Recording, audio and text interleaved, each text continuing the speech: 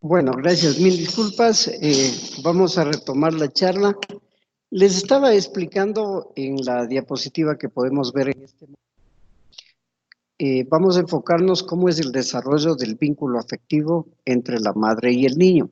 Y aquí vamos a ver dos premisas o dos temas fundamentales.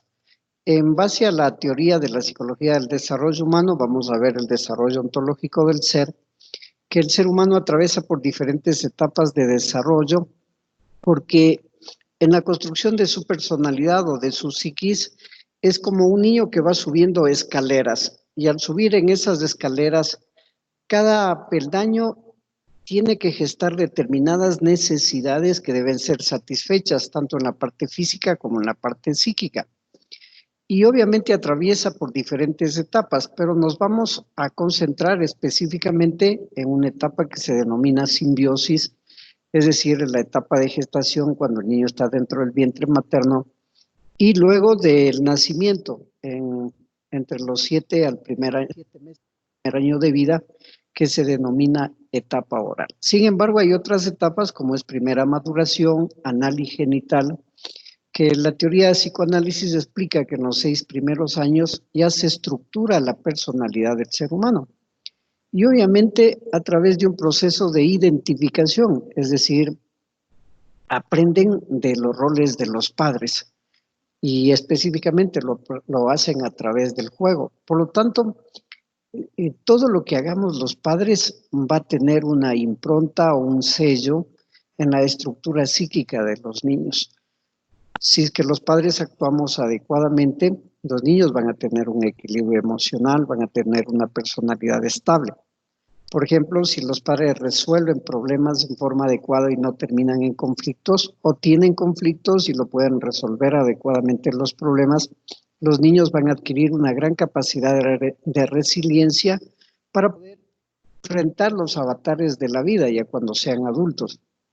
Elementos estresantes, situaciones complicadas en la relación de pareja o hechos emocionales que afecten su salud mental. Y el otro tema es la construcción de la subjetividad humana. ¿Qué es la subjetividad humana? Es ese sello distintivo de cada uno de nosotros, que tenemos una única personalidad, es decir, en el sentido de que somos distintos. Entre dos hermanos no se pueden parecer en cuanto a la personalidad, somos únicos e indescriptibles. Entonces, en la construcción de la subjetividad se da sobre todo en los primeros años de edad, cuando la madre actúa como objeto transformacional en el desarrollo de la personalidad del niño, hasta estructurarse la personalidad hasta el 6º año de edad. Y ahí hay elementos fundamentales. Apego, que es una teoría de Bowlby, que dice que el vínculo afectivo con la madre es fundamental para la expresión emocional del niño y cuando es adulto. Niños que no reciben afecto, obviamente van a ser carentes afectivos y no van a poder manifestar sus emociones cuando sean adultos. Hay una patología en este término que se denomina lexitimia o analfabetos emocionales, que son personas que tienen dificultad en la expresión emocional. Y obviamente en condición femenina, esto también puede llevar a estados depresivos durante el embarazo o posteriormente después del parto. Todo esto está orientado a entender lo que es el vínculo amoroso, que nos va a llevar al desenlace en lo que es la depresión preparto y la depresión posparto.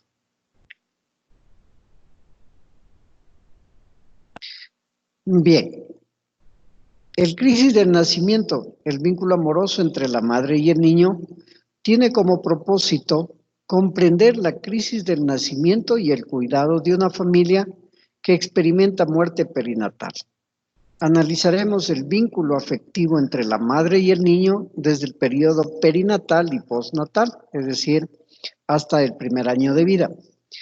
Y nos vamos a enfocar en las teorías, sobre todo en la psicología profunda y en la teoría psicoanalítica y en el enfoque del desarrollo humano.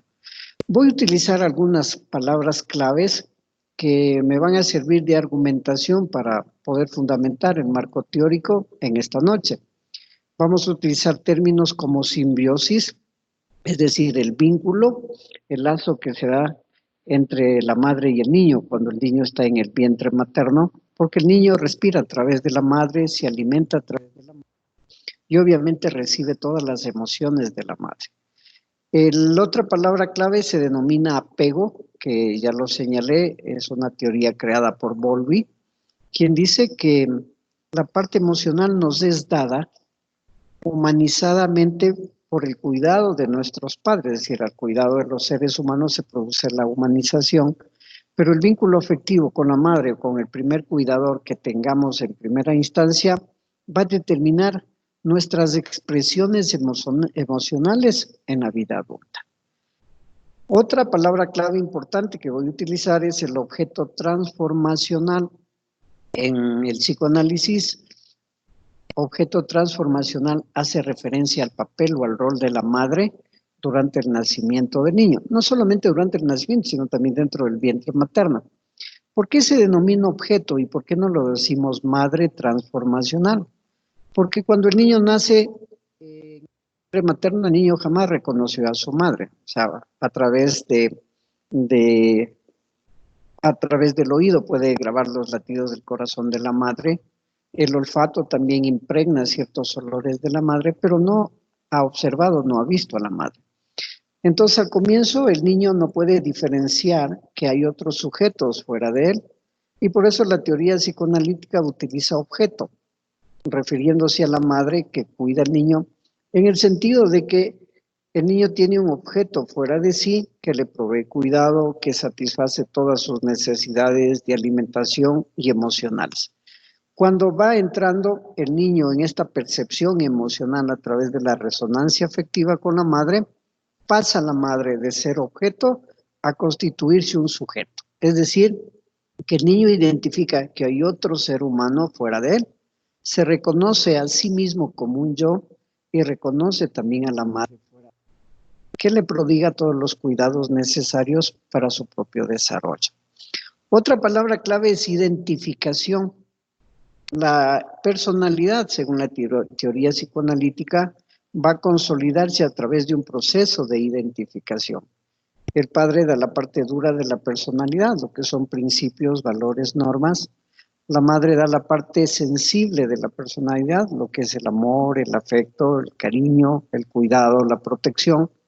Y a través de estos dos elementos introyecta el niño en su psiquis y se puede identificar con la parte masculina y con la parte femenina. Veamos que el niño es una unicidad, es decir, es un todo que viene de dos partes diferentes, de un padre que pone el espermatozoide y le da la parte masculina, y de una madre que pone el óvulo y le da la parte femenina, y ahí se constituye en una unicidad.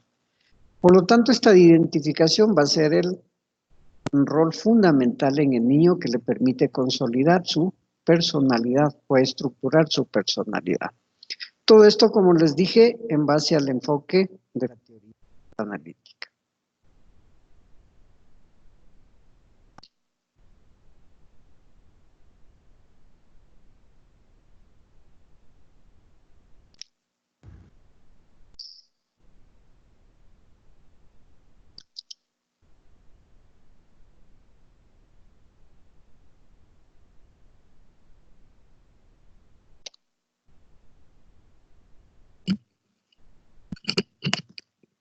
Ya no tenemos problemas de audio, ¿verdad? ¿Sí me escuchan bien? ¿Alguien que prenda el micrófono, por favor? Buenas noches, ¿sí se escucha bien? Listo. Muchas gracias, doctor Cristian. Gracias. Continuemos, por favor. Un momento, sí se escucha entrecortado. Muy bien, si tienen alguna pregunta del desarrollo de la temática, con mucho gusto estaré listo para poder ampliar un poco de información. No tengan ningún cuidado en las preguntas correspondientes. Bien, entonces vamos a trabajar la etapa prenatal e infancia, lo que son los 6 primeros años de vida. Y vamos a concentrarnos en el desarrollo psíquico-físico del ser humano. La teoría psicoanalítica tradicional habla de 5 fases. Ustedes pueden apreciar aquí en las diapositivas, la fase número 2 es fase oral, la fase número 4 anal, la fase 5 fálica edipal, la fase 6 fase de latencia y la fase 7 es fase genital. Esta es la teoría psicoanalítica tradicional de Freud o la teoría ortodoxa, como también se lo conoce. Sin embargo, hoy he puesto otros estudios que psicoanalistas contemporáneos lo van realizando. Por ejemplo, a nivel médico mucho se ha estudiado la fase intrauterina. En cambio, en psicología se lo había estudiado muy poco. Y últimamente hay avances muy notables en cuanto al estudio de la fase simbiótica, sobre todo con las neurociencias y la psicología profunda.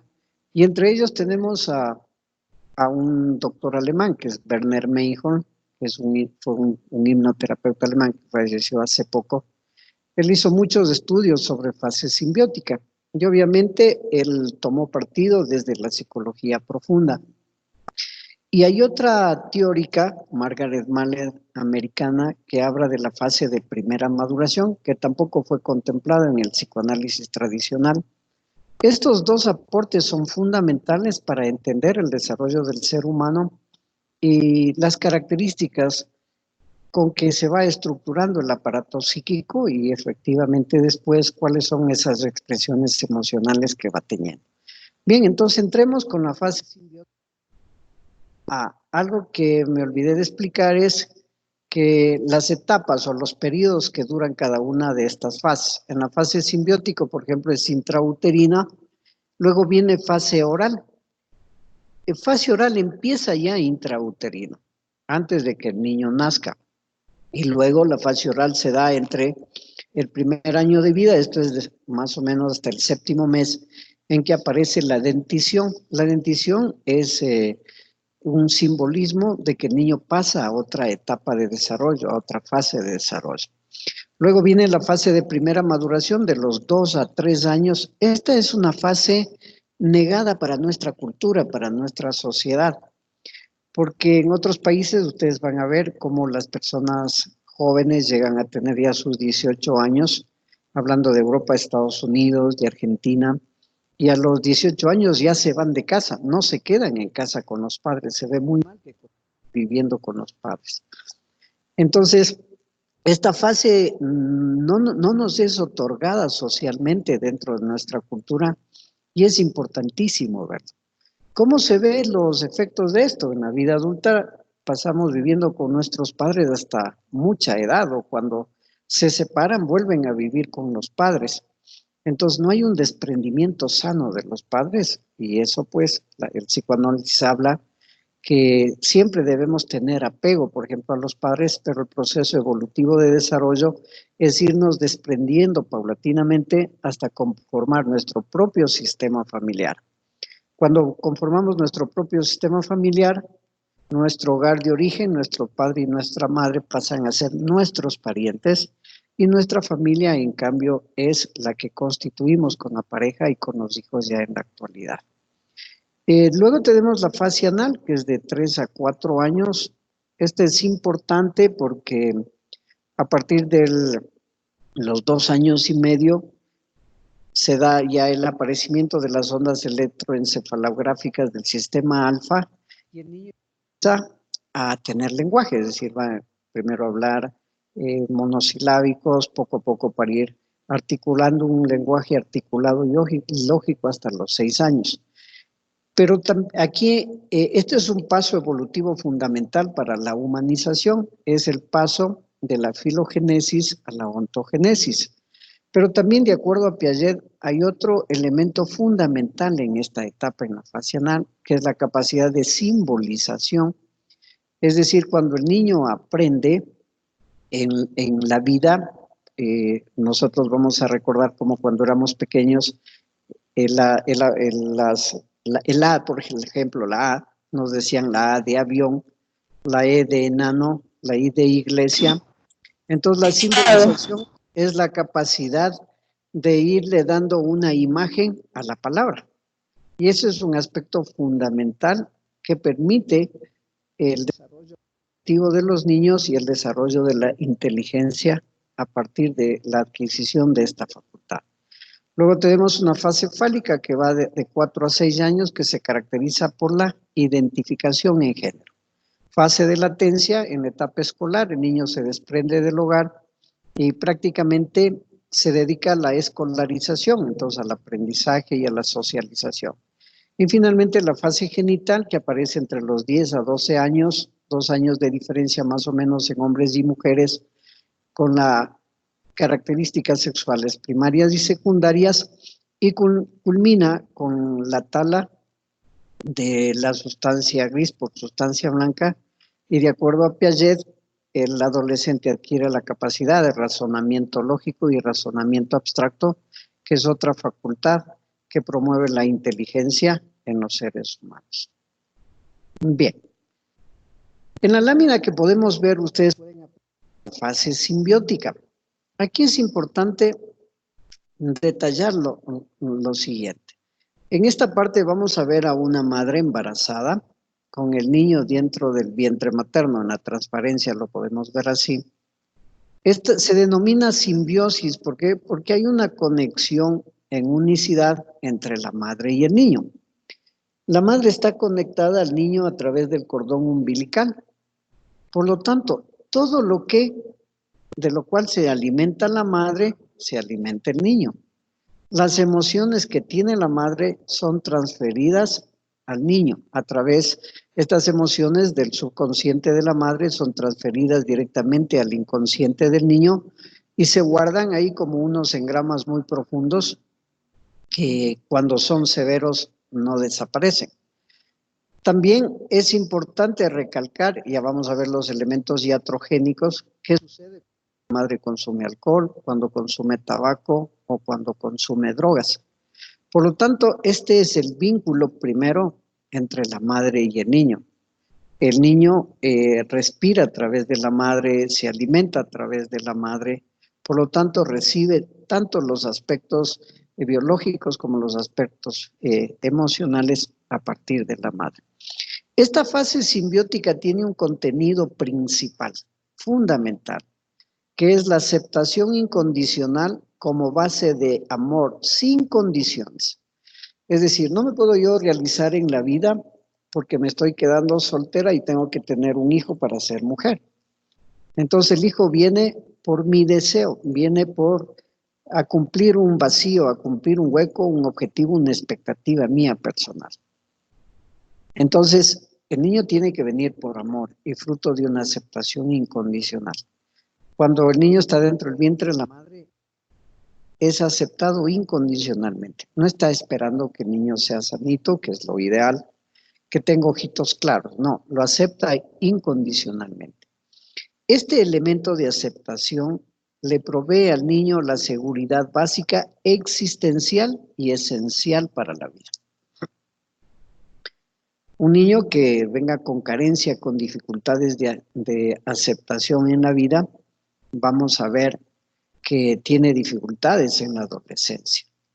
Cuando un niño no es aceptado dentro del vientre materno, se puede ver a manera sintomática en la adolescencia, porque ahí aparecen estos conflictos, como aquellos pacientes jóvenes que se hacen cutting, es decir, que se lastiman la mano, que se lastiman la pierna.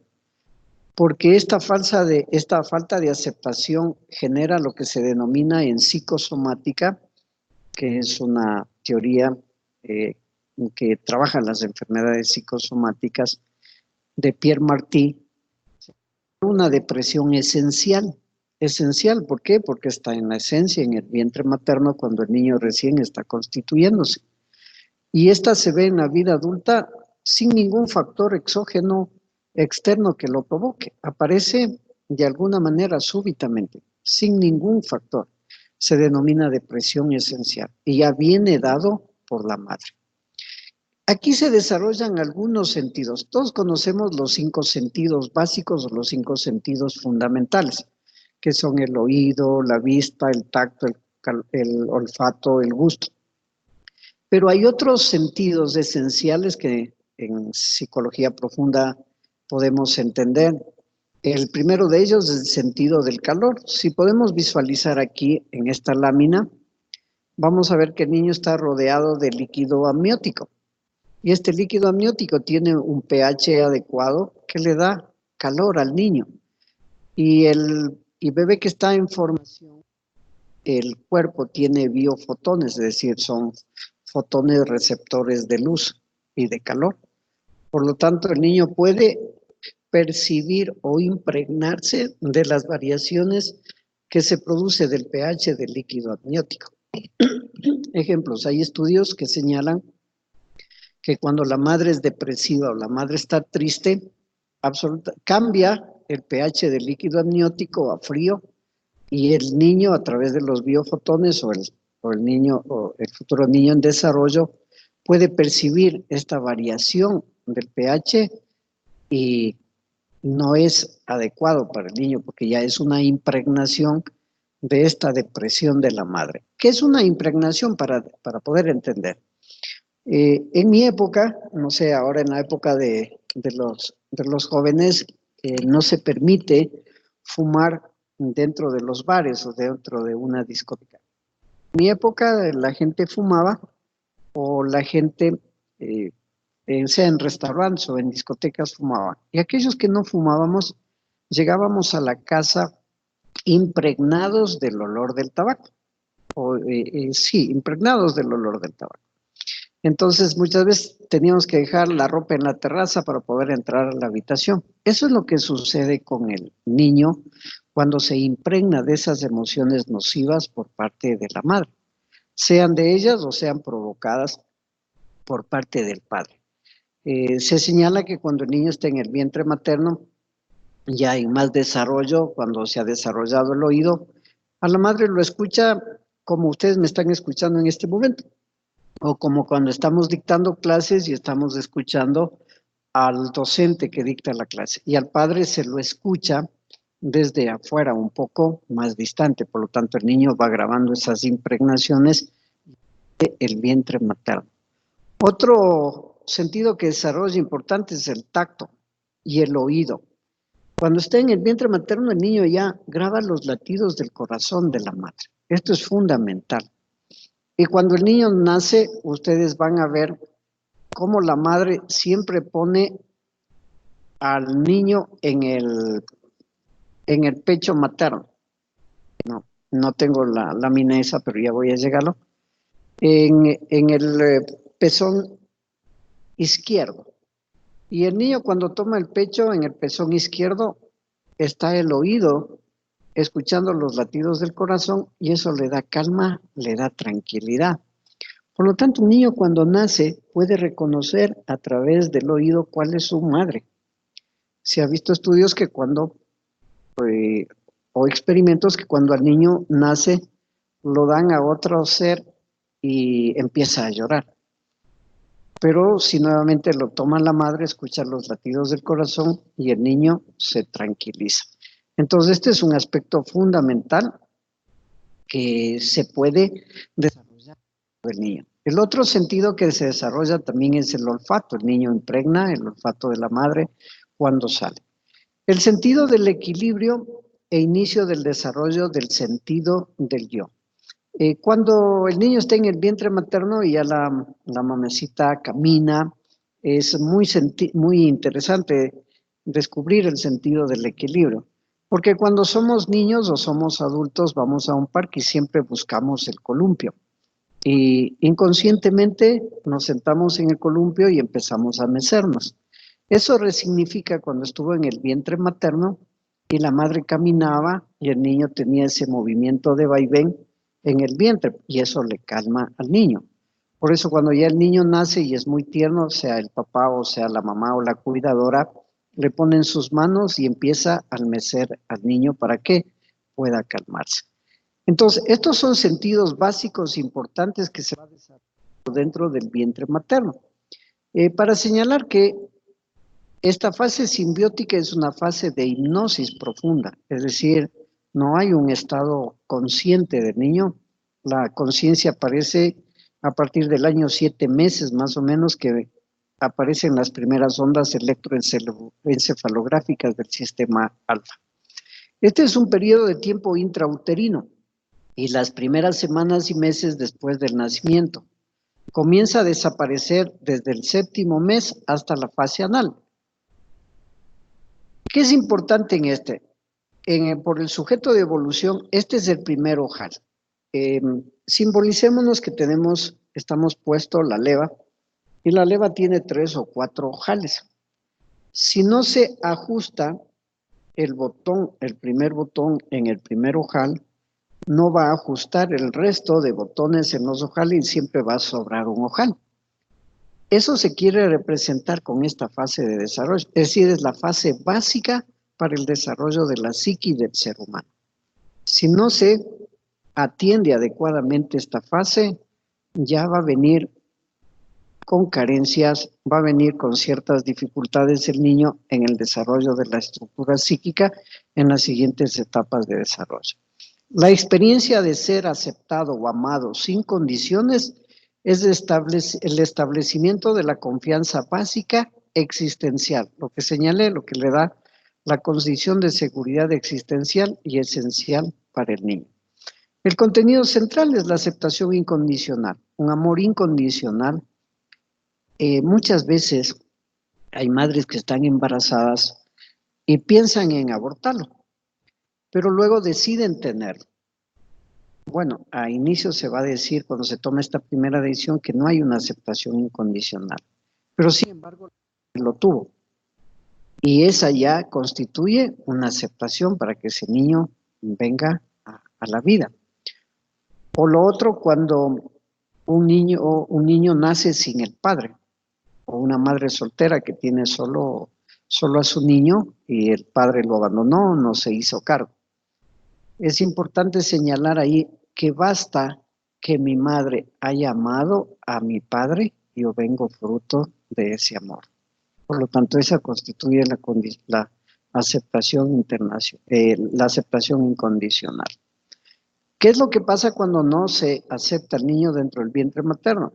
Se desarrollan ansiedades básicas que no le otorgan seguridad al niño cuando ya está en la vida diaria.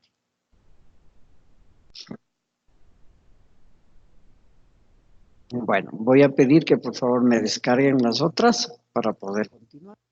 Un segundito, ¿me esperan?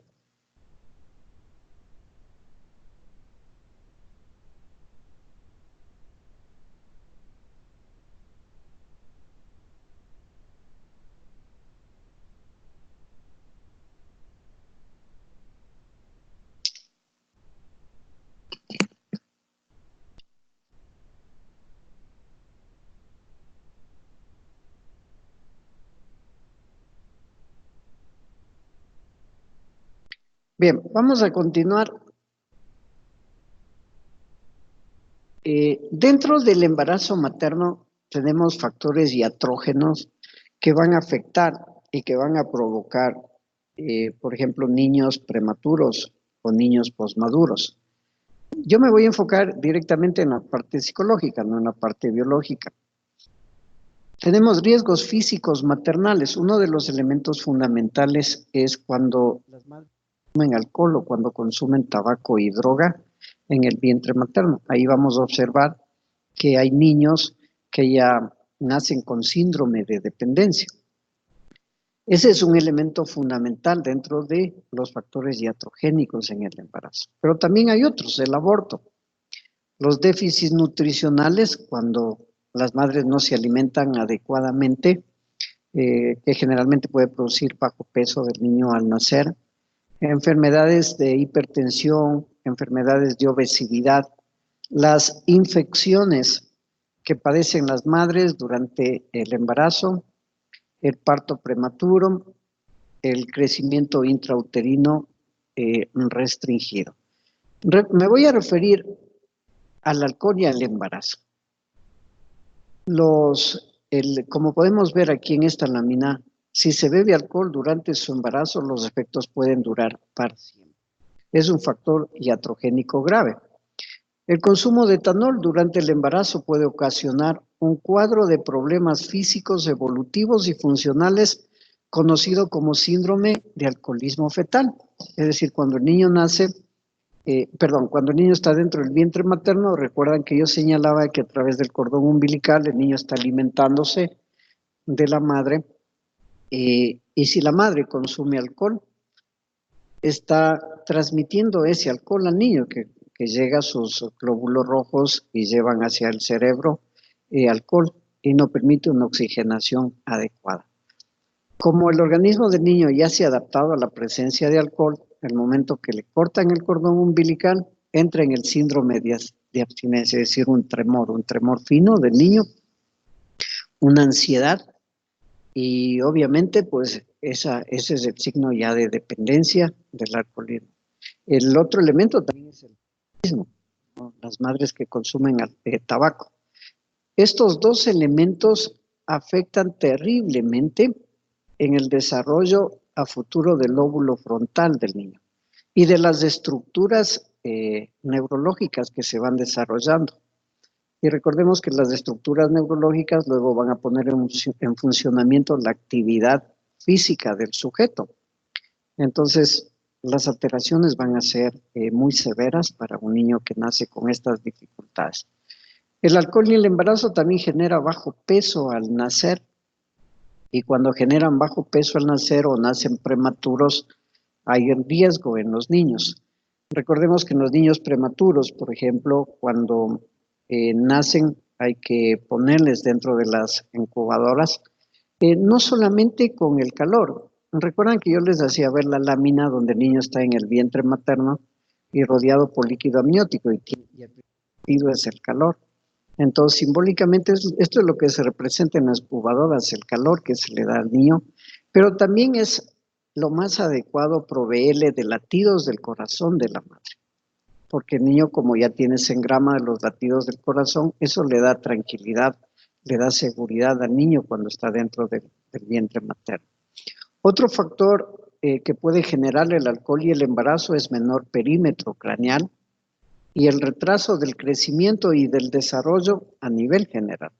Disfunción orgánica, anomalías faciales, ojos de tamaño inferior al normal, mejillas aplanadas y surco nasolabial poco desarrollado. Recordemos que una de las premisas fundamentales o dentro de los hitos de desarrollo del niño después del nacimiento se dan dos parámetros fundamentales. El primero es el crecimiento cefalocaudal, es decir, el niño nace con la cabeza mucho más grande, desproporcionada con relación al resto del cuerpo.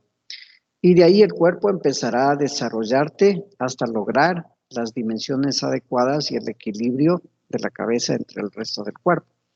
Entonces, ese es el desarrollo cefalocaudal. Por lo tanto, si primero se desarrolla el cerebro, miren el impacto, el efecto que tendrá el alcohol, las drogas, el tabaco, en el desarrollo de las neuronas y de esas estructuras cerebrales del niño, como ya dije, que luego van a afectar a la actividad motora del niño. Y el otro parámetro de desarrollo del niño es el desarrollo próximo distal, es decir, se va a desarrollar desde el tronco hacia las extremidades. Por lo tanto, primero desarrollará lo que es la motricidad gruesa y luego la motricidad fina. Por eso el niño primero gatea, el niño va incorporándose poco a poco y luego pues el niño podrá tomar como con pinzas los dedos una hoja en ese sentido.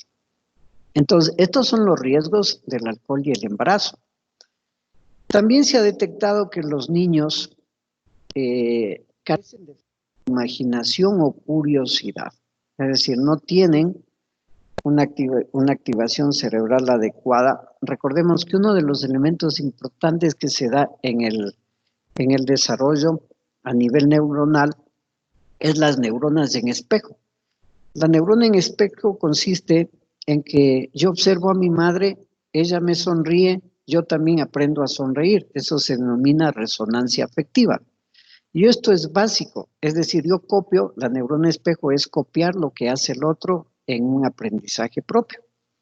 Y esto es vital en el aspecto emocional, porque si la madre sonrió y el niño aprende a sonreír, cuando sea adulto y al elegir pareja también va a sonreír y va a resignificarse esta resonancia afectiva, que es un elemento importante para demostrar las emociones. Recalco que personas que no pueden emocionalmente se denominan alexitímicos, es decir, tienen una dificultad en entender sus propias emociones, en entender las emociones del otro y también poder interactuar. Esto va a llevar a un proceso que en neurociencia se llama mentalización. La mentalización es esta actividad neuronal donde uno va aprendiendo, donde uno va logrando la capacidad simbólica de darle una imagen a un objeto y luego relacionarse y utilizar el lenguaje como forma de comunicación. Todos estos elementos van produciendo retraso en el desarrollo del niño. Por lo tanto, vamos a ver durante la época ya de primera infancia las dificultades de aprendizaje, poca memoria, deficiente comprensión lingüística y escasa capacidad de resolución de problemas. Problemas de comportamiento, problemas de hiperactividad. La hiperactividad está vista como aquellos niños como que tuvieran puesto en su espalda un motor y no paran durante todo el día. Es decir, pasan realmente saltimbanquis de un lado a otro, no tienen temor por los juegos, tienen juegos en riesgo. Entonces son dificultades para la madre que no puede controlar a estos niños. También son retraídos sociales. Aquí se ha podido ver que en la vida adulta pueden desarrollar de la personalidad alexitímica, pueden desarrollar una personalidad esquizoide, es decir, con dificultad de relaciones interpersonales, con un estado de anomia, fríos, que no tienen capacidad de interacción. O pueden desarrollar impulsividad y ansiedad.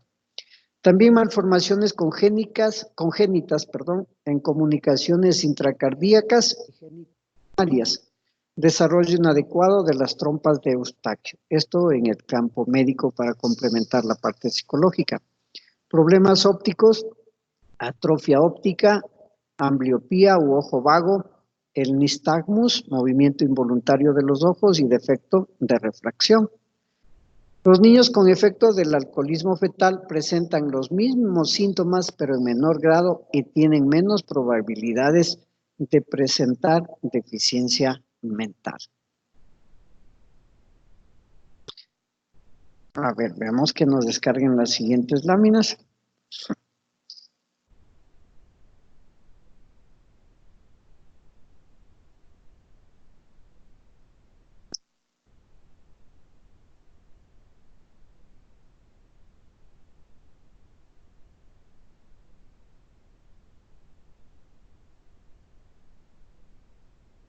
Bueno, aquí también con relación al cannabis, no voy a profundizar en esto porque ya he explicado un poco los factores iatrogénicos del alcohol y también de las drogas. Bueno, aquí tenemos algunos síntomas de depresión y de embarazo normal para poder ir distinguiendo lo que va sucediendo dentro del vientre materno. La depresión, podemos empezar a detectar estados de tristeza en la madre, la pérdida del interés por tener el niño, pierde el interés por hacer las actividades cotidianas de la vida, empieza a tener trastornos del sueño o tiene sueño interrumpido, no puede quedarse dormida al comienzo, le cuesta, o se despierta en la madrugada muy temprano y ya luego no puede dormir. Puede tener pérdida o ganancia de peso y también sentimientos de culpa o de sentirse por el poco cuidado que está teniendo durante el embarazo. E inclusive hay pensamientos de muerte, trastornos del apetito y también fatiga, es decir, un estado de anomia que presenta la persona durante el embarazo. En el embarazo podemos ver elementos importantes de esto, sobre todo el trastorno del sueño es un gran indicador de que la persona está sufriendo un problema de depresión. En la ganancia de peso puede ser por ansiedad. Recuerda que la madre cuando está en el embarazo tiene que ganar peso, pero hay indicadores estándar dentro de ese peso. Pero la madre también puede estar comiendo por compulsibilidad o impulsibilidad por factores de ansiedad. Y esto genera trastornos del apetito y fatiga crónica dentro de los estados emocionales. Se puede ver que la madre va presentando más que todo desinterés por tener el niño, va perdiendo ese apego, ese afecto por el niño y cae en un estado depresivo que no puede encontrar una explicación lógica al estado que va sucediendo. Hay dos grupos de consecuencias que necesitan ser identificadas para la depresión durante el embarazo. Las unas son las que afectan a la madre y las otras son las que afectan al feto. Esto lo voy a explicar el día de mañana con mucha profundidad cuando veamos ya la depresión perinatal y la depresión postnatal, que no me voy a enfocar el día de mañana en estos dos temas fundamentalmente y cuáles son los cuidados. Hay algunas recomendaciones, por ejemplo, la atención prenatal y las conductas de salud pobres son también factores iatrogénicos que pueden generar esta alteración en la salud mental de la persona.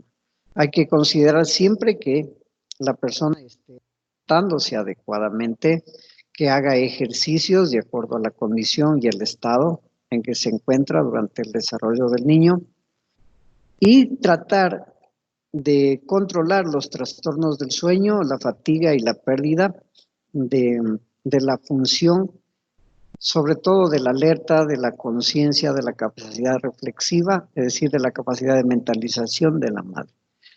Se ha considerado en psicología, nosotros trabajamos mucho en la parte de depresión prenatal.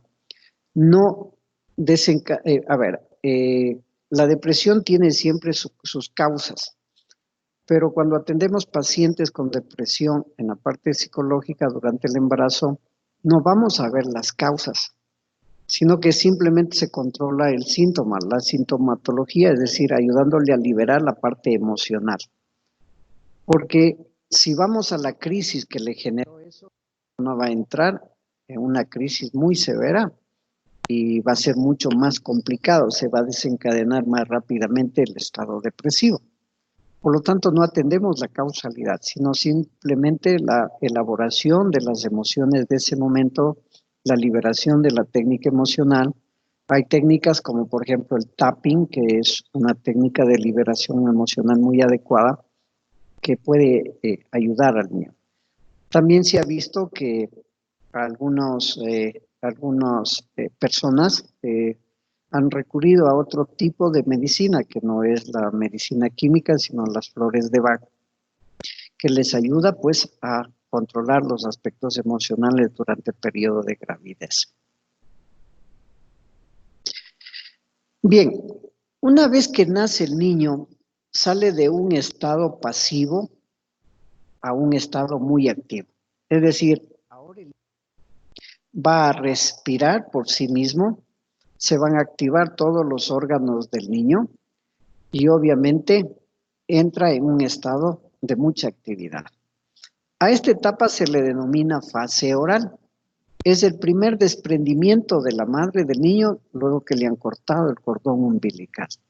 En la vida tenemos tres simbolismos de desprendimiento. El primer desprendimiento es cuando al niño le cortan el cordón umbilical y por lo tanto sale del vientre materno y el niño sale a respirar por sí mismo.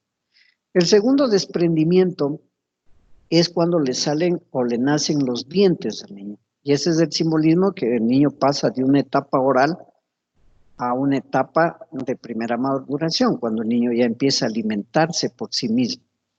Y el tercer desprendimiento es cuando el niño se levanta como símbolo del yo, después de gatear y empieza a caminar, y eso le permite ir dando poco a poco de la madre.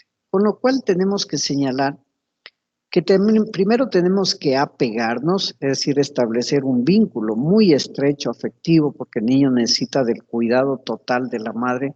Caso contrario, el niño no sobreviviría, pero no puede quedarse en ese estado permanente, sino que el niño tiene que irse poco a poco desprendiéndose de la madre. Ese es un proceso evolutivo, es un proceso de maduración. Entonces, esta se le denomina la fase oral porque es una fase receptiva sensual. Se recibe y se experimenta el mundo a través de la madre. Como podemos ver en esta lámina, el niño está tomando el pecho de la madre. Y aquí se activan los sentidos que el niño ya desarrolló dentro del vientre materno. De acuerdo a la teoría de Freud, el niño al tocar el pecho de la madre está desarrollando la libido, que eso luego se convierte en erótico. Cuando somos adultos, resignificamos durante nuestro acto erótico al tocar el pecho, por ejemplo, de nuestra madre. El niño está tomando el pezón de la madre y al tomar el pezón de la madre está alimentándose en la parte biológica, en la parte física, pero también está recibiendo afecto y además está escuchando el latido del corazón de la madre y eso le da una condición de seguridad. A esto se le denomina apego, es el vínculo afectivo más estrecho entre la madre y el niño. Cuando la madre sufre depresión, este vínculo no se da y no se estatutúe una famosa ley que se llama la ley del dar y el recibir. Es decir, si una madre da afecto, el niño recibe afecto y luego puede expresar ese afecto con los otros.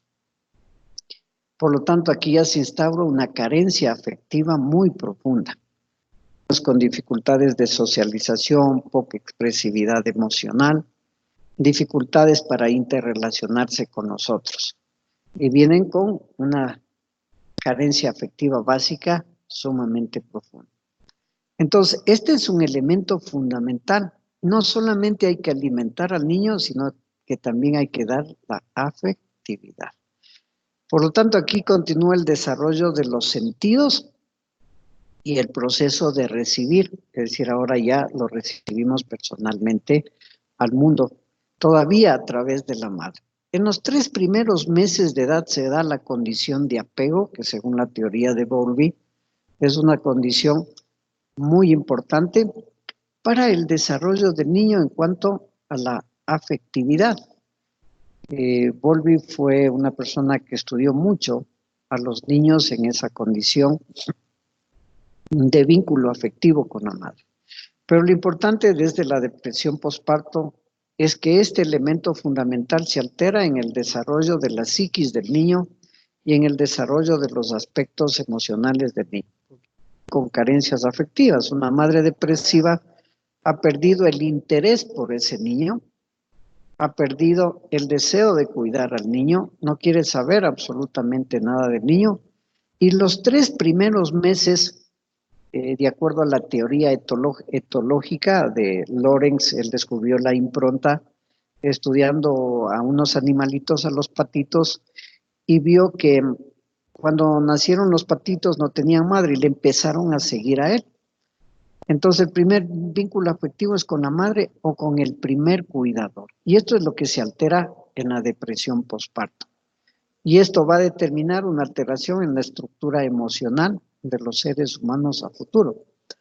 Por ejemplo, tenemos en nuestras familias padres o familiares que nunca le dicen a una persona te amo, te quiero, pero sí les dan todo para el vestuario, la alimentación, es decir, aman a su manera. Son personas que se desarrollaron por el tener más que por el ser. Y el desarrollarse con otro ser es el proceso de humanización cuando se recibe el afecto por parte de la madre. En madres depresivas hay un fallo en la humanización en estos primeros 3 meses de edad. Esta etapa oral abarca el primer año de vida. Perdón. Y por lo tanto el conflicto se centra en la satisfacción, frustración. La boca es la fuente más importante de reducción de la tensión con la alimentación y del placer.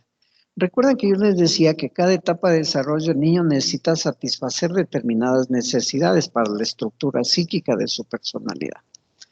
Y cada órgano va a ser una fuente de placer. Entonces la boca es la primera fuente de placer que tiene el niño a través de la succión. El niño nace con reflejos. Ustedes como médicos estudian los reflejos del niño en el recién nacido, por ejemplo, el reflejo de presión, el reflejo de marcha, etcétera. El reflejo se activa, el reflejo de búsqueda, cuando al niño se le pone el dedito junto al labio, el niño inmediatamente va a girar buscando el objeto que está a su alrededor. Este es un reflejo que se activa en el reflejo de succión. Hay estudios muy interesantes que cuando nace el niño, por ejemplo, le ponen al niño en el vientre de la madre. Y una vez que le ponen en el vientre, el niño empieza a moverse, a ascender hacia el pecho, mirando la aureola, porque es como la guía, y el niño automáticamente succiona. Es decir, no es que la madre le dijo, a ver, mijo, te voy a dar un curso intensivo para que aprendas a tomar el pecho. No, son reflejos que se van activando. Y este elemento es fundamental para determinar una alteración en las madres depresivas, porque no van a dar pecho, o si lo dan el pecho, simplemente lo dan como alimentación, y no hay caricias, no hay calor de la madre, no hay el desarrollo de la libido en el niño, y desde ahí vienen carencias afectivas muy profundas, niños que después tendrán dificultades de expresión emocional. Personalidades esquizoides, esquizotípicas, hay algunos estudios que señalan que podrían estarse activando a esta temprana edad. Por lo tanto, el carácter oral se centra en la dependencia y el uso de canales orales para abandonar la frustración, por ejemplo, sobrealimentación, el alcoholismo, el tabaquismo. Esta parte es importante señalar, porque desde la psicología profunda se explica la dependencia del alcohol, de tabaco y drogas como una instauración en esta etapa de desarrollo, en los 3 primeros meses de edad. Cuando la madre da el pezón del niño, cuando el niño está alimentando a la madre, el pezón es el único órgano fálico de la mujer que entra en el niño. Por lo tanto, puede ser una madre buena, es decir, le da vida al niño, o una madre muy, muy mala por enfermedades que no puede dar vida al niño. Me refiero a la parte de alimentación y a la parte emocional. Entonces, el apego es el lazo afectivo que se establece entre el niño y una figura específica, que une a ambos en el espacio, perdura en el tiempo, se expresa en la tendencia estable a mantener la proximidad y cuya vertiente subjetiva es la sensación de seguridad. Lo dice Ortiz Barón y Arnoz. Es decir, el apego es fundamental. Es el vínculo de amor con la madre. Hay que vincularse para poder separarse. Si uno no se vincula, podrá separarse. Es decir, jamás podrá elegir un objeto de amor. Por lo tanto, la madre en esta fase se convierte en el mediador o puente entre el niño y el mundo. Yo les había señalado que la madre es el objeto transformacional del niño a través de estas actitudes, a través de este tipo de cuidados. Cada fase tiene una transferencia de una a otra, ¿no? Por ejemplo, el niño a partir de los 7 meses empieza ya a aparecer la dentadura, la dentición, y el niño empieza a alimentarse. Estas conductas de apego son aquellas que permiten al niño conseguir o mantener la proximidad con otra persona. A veces las madres ahora van a trabajar y a muy temprana edad le dejan a los niños a cuidado de otras personas. Hay que tener mucho cuidado en esto porque la cuidadora también tiene que fomentar un apego seguro hacia el cuidador. Es decir, para que el niño no sufra, para que el niño no se altere en la parte emocional. generalmente considerada más fuerte y sabia de manera de asegurar su supervivencia. La experiencia del niño con sus padres tiene un rol fundamental en la capacidad posterior del niño de establecer vínculos afectivos. Sus funciones principales serían proporcionar al niño una base segura y desde allí animarlos a explorar. Es importante que el niño pueda depender de sus figuras de apego y que éstas puedan contener y proteger al niño cuando las necesite. Y el niño pueda interactuar con su cuidador. Y esto podrá dar cuenta de la calidad del vínculo que el niño va desarrollando. A ver si por favor continuamos con las láminas.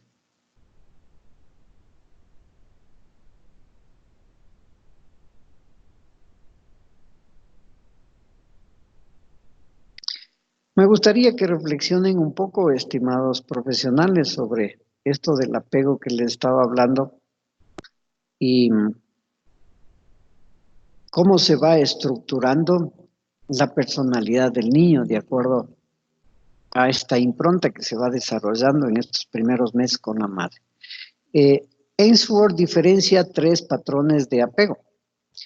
El apego seguro, apego inseguro, ambivalente o resistente y el apego inseguro evitativo. Posteriormente, Marima identifica una cuarta categoría a la que llama apego desorganizado o desorientado. Para entender esto voy a explicar un poco ya la condición de apego después del vínculo con la madre.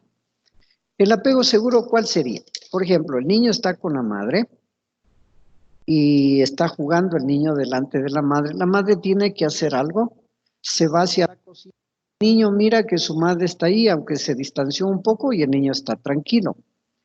O si la madre se va un poco más lejos, el niño deja de ver a su madre, llora un poco, pero luego la madre viene y se calma. Ese es un apego seguro.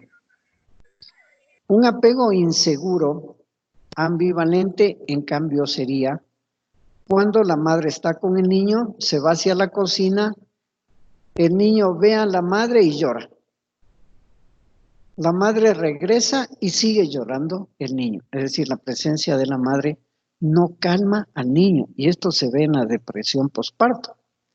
Por esta falta de vínculo en estos 3 primeros meses de edad, cuando la madre regresa, el niño continúa llorando, ¿no? El niño no calma sus emociones.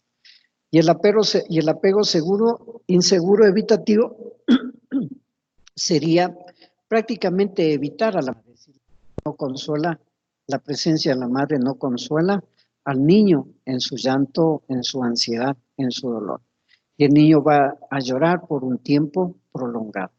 Entonces, estos son algunos de los aspectos desencadenantes de la depresión cuando no se establece este vínculo adecuado, cuando la madre no puede dar toda la parte emocional debido a la sintomatología con la cual está atravesando.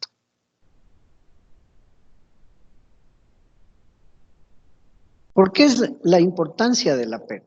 El vínculo de apego seguro entrega al niño un paraguas protector para enfrentar y superar de mejor manera los desafíos que le presenten a lo largo de la vida. Es lo que les expliqué. Le da la condición de seguridad al niño, como también le da la condición de expresión emocional al niño, la condición de resonancia afectiva, es decir, si otra persona me trata afectivamente, yo puedo identificar esa emoción y responder a esas emociones, lo que no sucede en la depresión postparto. Por el contrario, el apego inseguro afecta de manera negativa el desarrollo socioemocional e inclusivo cognitivo del niño. Se le ha relacionado con trastornos de la regulación emocional, dificultades conductuales y otras posibilidades de afectaciones. ¿Cómo se forma el apego? Para el adecuado desarrollo del apego se requiere que este vínculo sea estable y duradero en el tiempo. Específico, es decir, con la madre. Predecible y consistente, es decir, la interacción entre la madre, como les dije a través de las neuronas de espejos, que la madre dota de esa emoción al niño, el niño mira, observa y va introyectando y luego reproduciendo esos estados emocionales. Y centrado en la regulación del estrés del niño, es decir, la madre va a calmar al niño. A través de todas aquellas conductas que la madre, padre o cuidador realizan para acoger, calmar y contener el malestar del niño y permitir que vuelva a un estado de bienestar. Esto sería la regulación del estrés del niño. A ver si vamos la última que culminaríamos ya.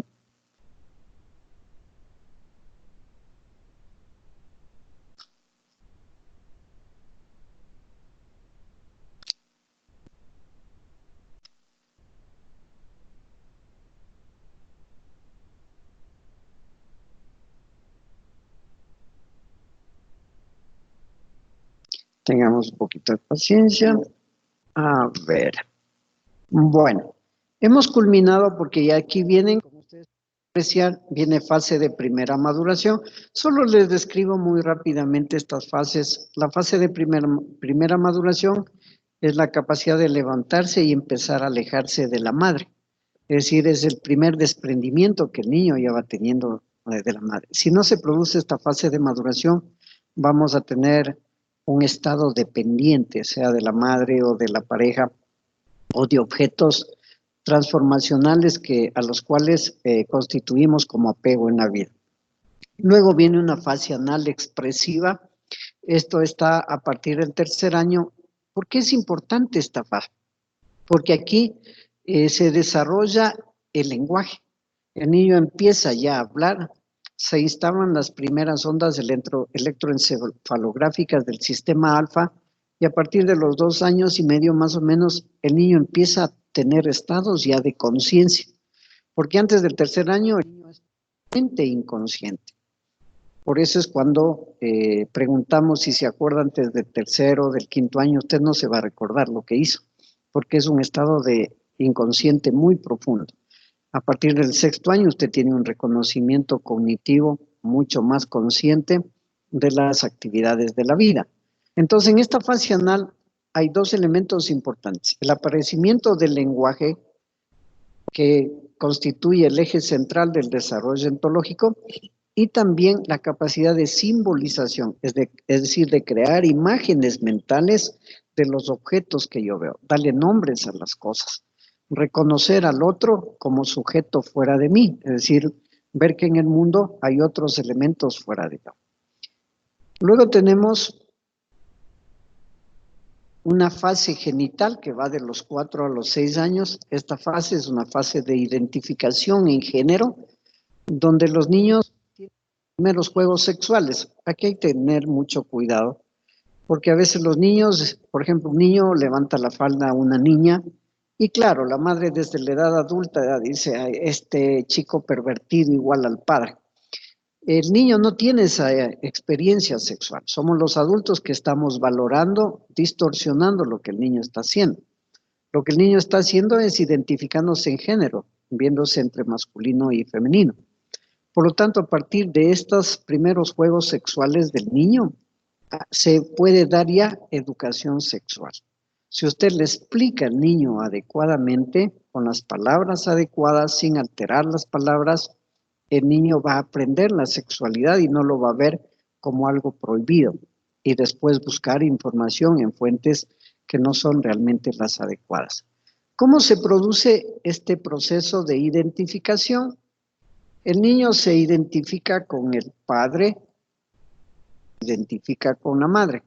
En la teoría psicoanalítica se denomina el complejo de Edipo, que ustedes deben haberlo escuchado, y el complejo de Electra.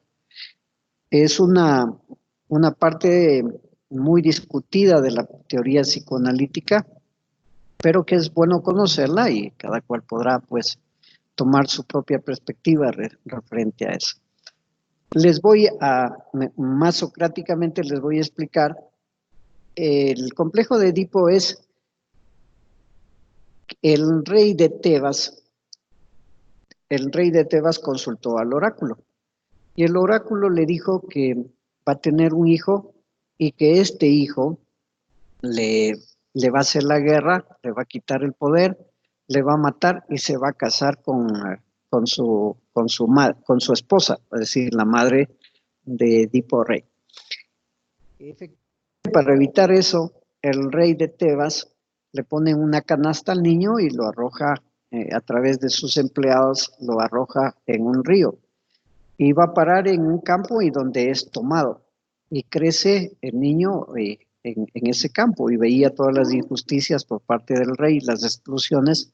Por lo tanto, se alza en armas, llega a Tebas, combate a su padre, lo mata a su padre, y como en toda guerra tenían que desposar a la esposa del rey, se casa con su madre.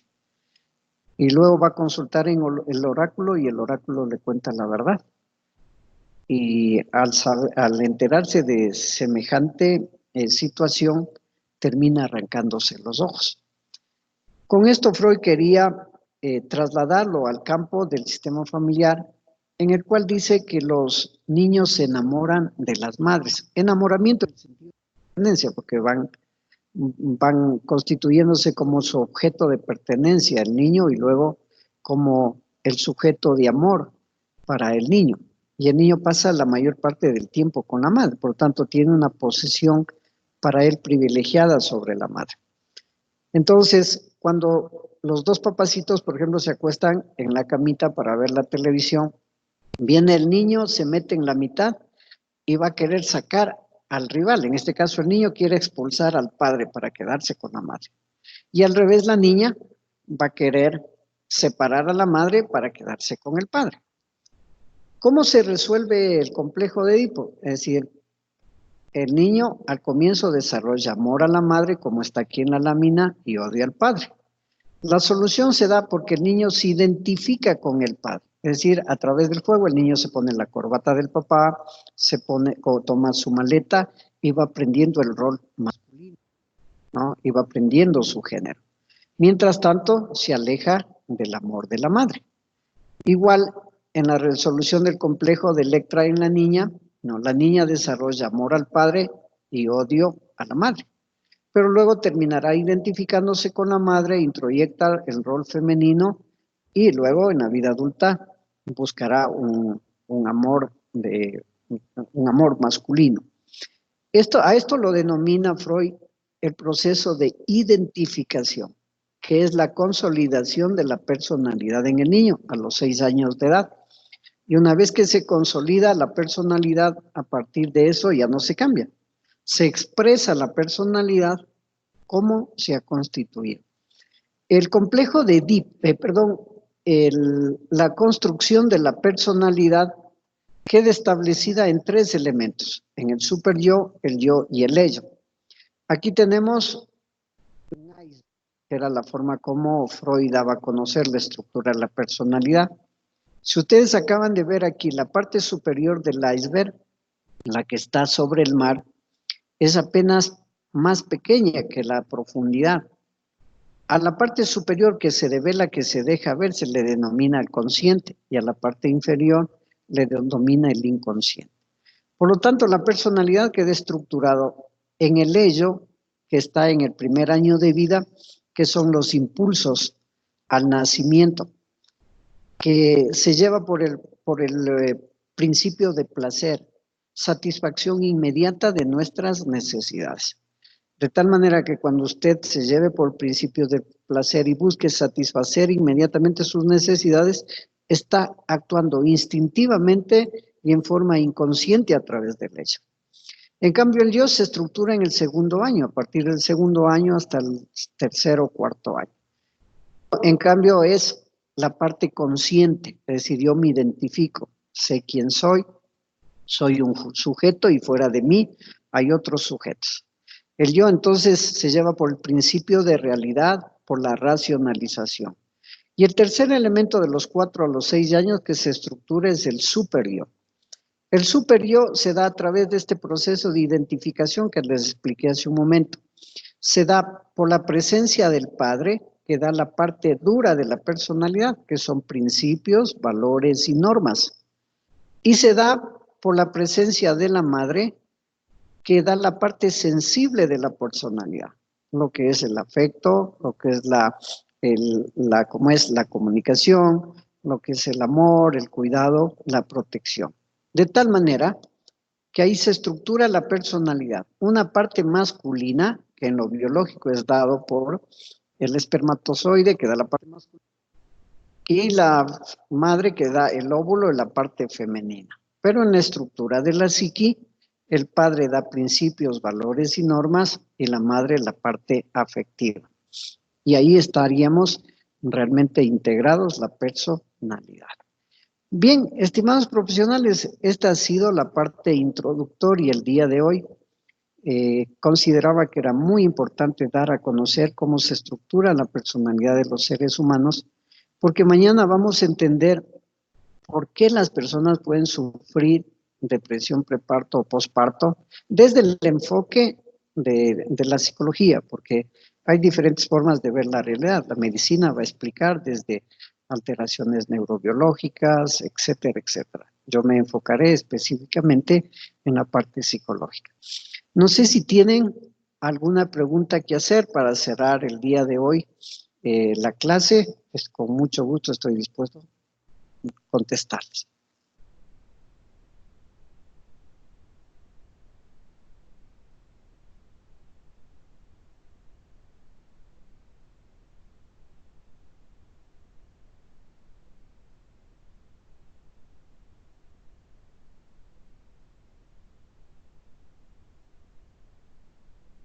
Bueno, les agradezco bastante por la noche de hoy. Les invito el día de mañana para ver lo que es la depresión antes del nacimiento y también la depresión postparto. Buenas noches y que descansen.